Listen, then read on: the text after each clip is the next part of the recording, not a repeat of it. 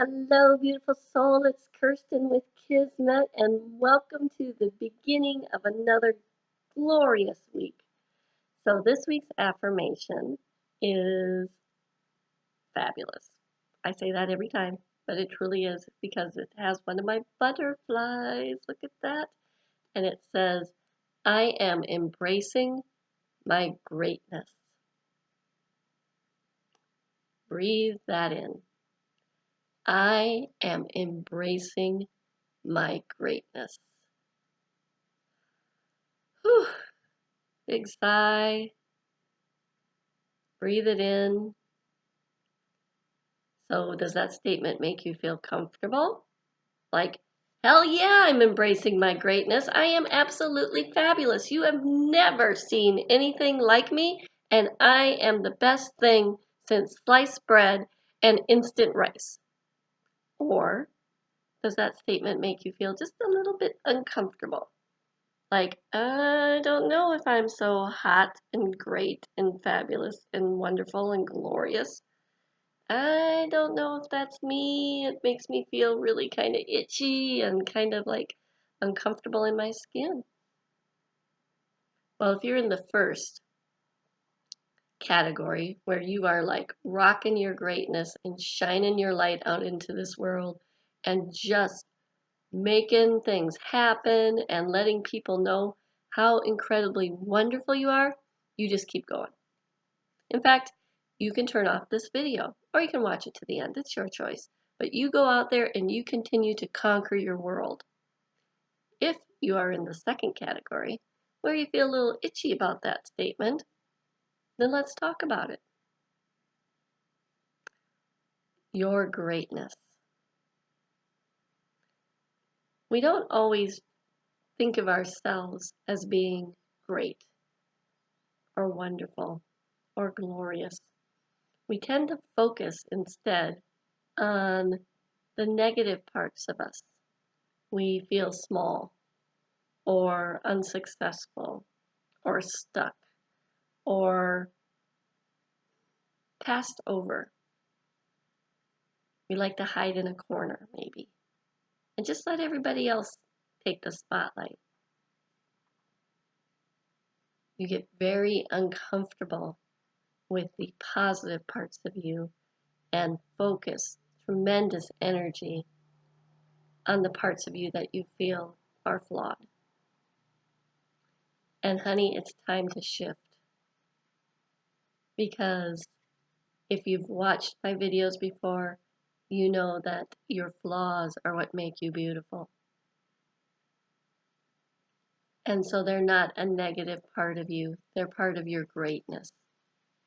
They're part of your glory. They're part of your magnificence. So you can embrace them. You don't need to consider them to be negative or detracting or disdainful or shameful, or you don't need to judge yourself related to them.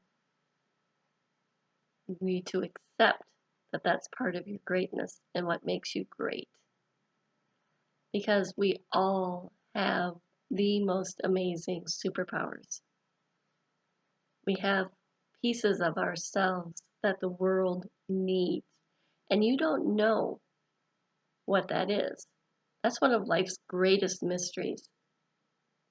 You don't know how your presence in one moment, that one action, that one word, can make a ripple throughout the universe. Kindness that you show to someone, compassion, your strength in a particular moment, fighting for what you think is right in this world. All of that makes you great. You as a whole bring a light to this world that nobody else brings. Nobody else brings. There's only one you, and each of us has greatness written all over our face. It shines from us. The key is to embrace it, to let it shine brighter, to show it to the world. And if this makes you feel itchy, take baby steps. Take baby steps. Greatness is not being the most fabulous speaker or a best-selling author or an activist. No one's asking you to do those things. Greatness comes from kindness and compassion. It comes from being there for someone in the moment that they need you to be. This is something we can all do. We can all be there for someone else. So this week, as you are embracing your greatness, remember your greatness just comes from showing up and being there for somebody else. So put it into practice this week. Open the door for somebody else.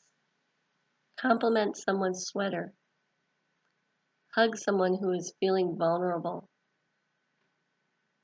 Celebrate somebody else's success. Opportunities to shine your greatness will come to you every day. And as you get more and more comfortable with that, it'll become easier and easier for your light just to beam out. Take care of yourself. Embrace your greatness and show it to the world. This is Kirstin with Kismet in love and light.